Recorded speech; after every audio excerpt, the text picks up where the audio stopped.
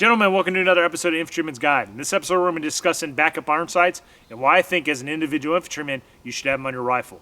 Now, without a question, iron sights are an effective way of engaging targets. We've seen this for generations. Guys have been using iron sights on their service rifles to engage enemy threats for a long time now. There's no question that they are reliable and a good means of engaging targets. However, we know that optics are better for engaging targets and they make you a more lethal individual with having an optic. Things like low power variable optics enable you to increase your magnification so that you can engage targets further out and you can get better positive ID of those targets.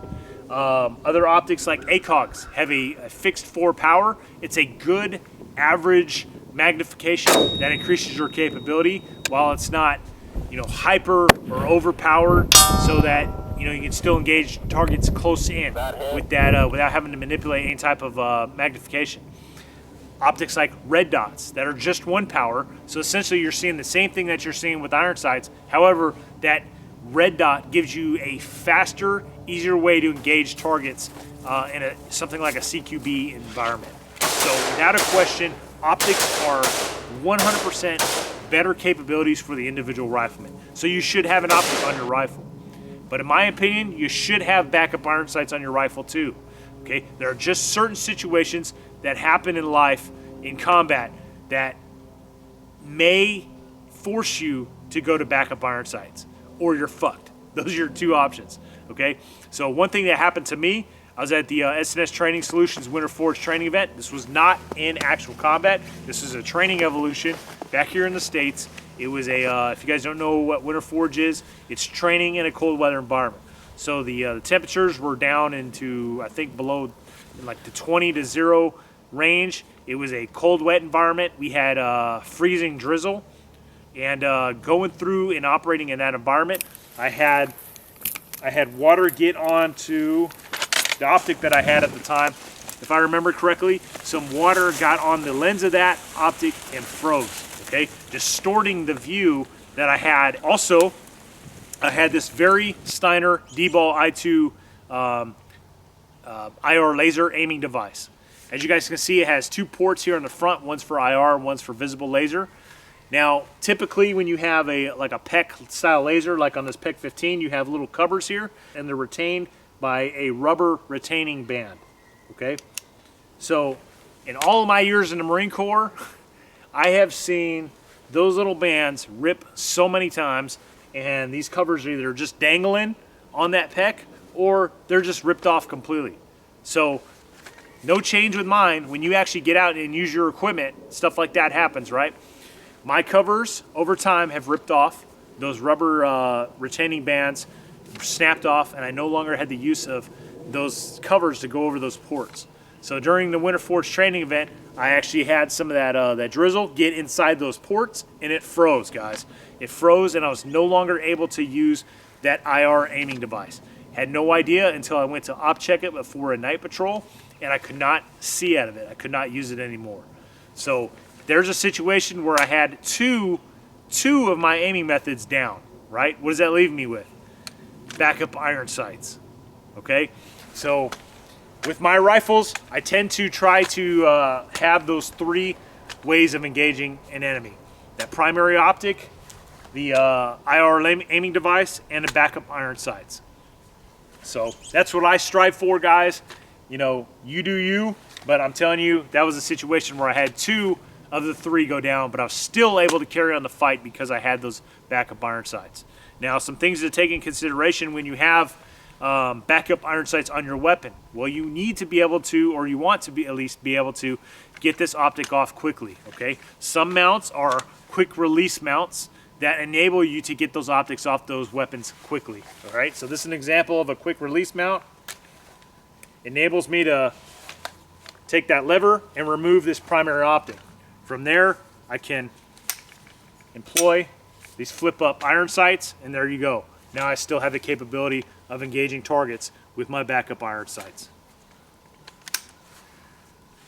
So if I did not have an optic with a quick release,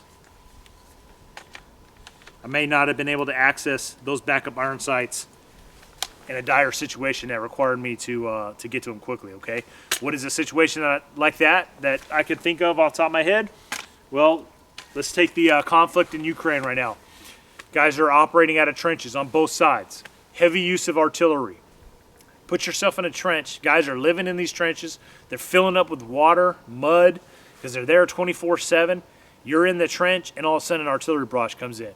You hit the ground, and boom, your rifle just got covered in mud, guck, all kinds of shit. If you got something like a low-power variable optic, right, it's indented here. All this stuff is now covered with mud. All of it. Your PEC, your optic, barrage lifts, infantry's probably not too far behind. Okay? Now, you got two options there. You can sit there and try to get that off, right? You start wiping it, but hey, you know, you start trying to wipe stuff like that off, you might smudge, might not be able to still utilize that optic clearly, okay?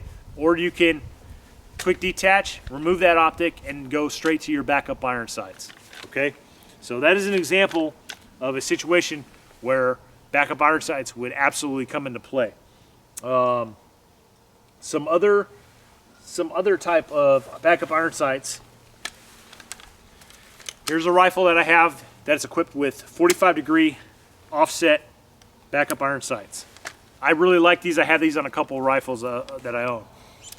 The great thing about this is, even though I have a 4-power ACOG right here with a quick release mount, with these 45-degree offset iron sights, I do not have to remove that optic. I can leave it in play.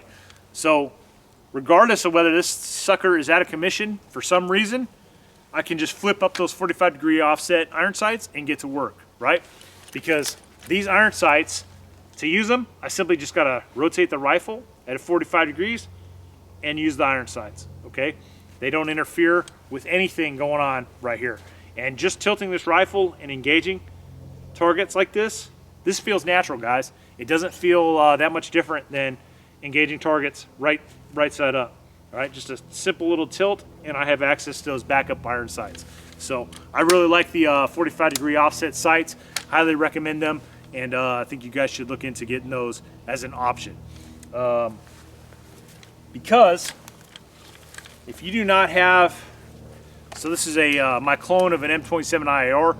If you have something like this, I've got a backup rear flip iron sight, and I've got a front flip up iron sight, and I have a low power variable optic on here, but I do not have a quick release mount on this rifle currently.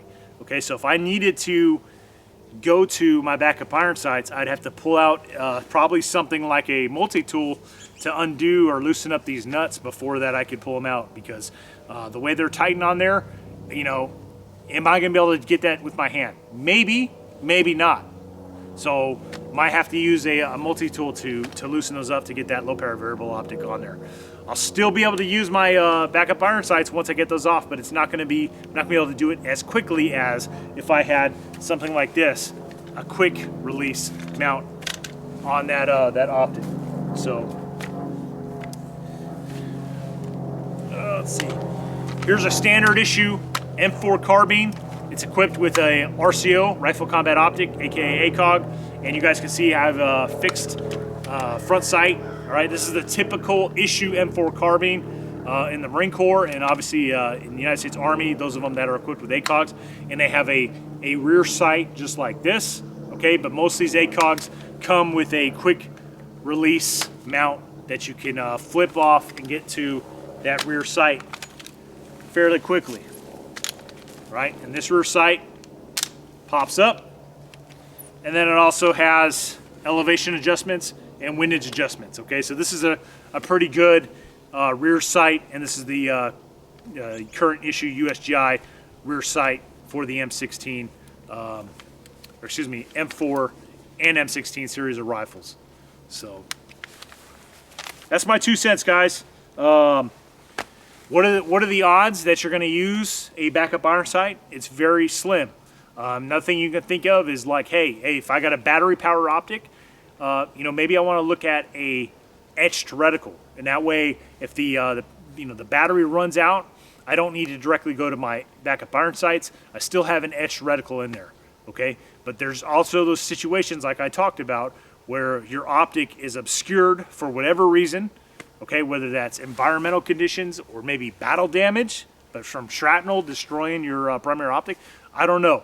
Whatever the case may be, there are situations where you might need to go to a backup iron sight. But thinking that way, thinking about, hey, should I have an etched reticle vice solely relying on battery-powered optics? Putting your head in that place is a good way to make sure that you have that capability to engage those enemy threats, regardless of how the situation unfolds. So that's my 2 cents, guys. Take it for what it's worth. I appreciate you guys tuning in. Thanks for watching, and if you're liking what you're seeing, don't forget to check out my channel. I have several infantry-related videos already uploaded and plan on doing some more in the future. Thanks for watching.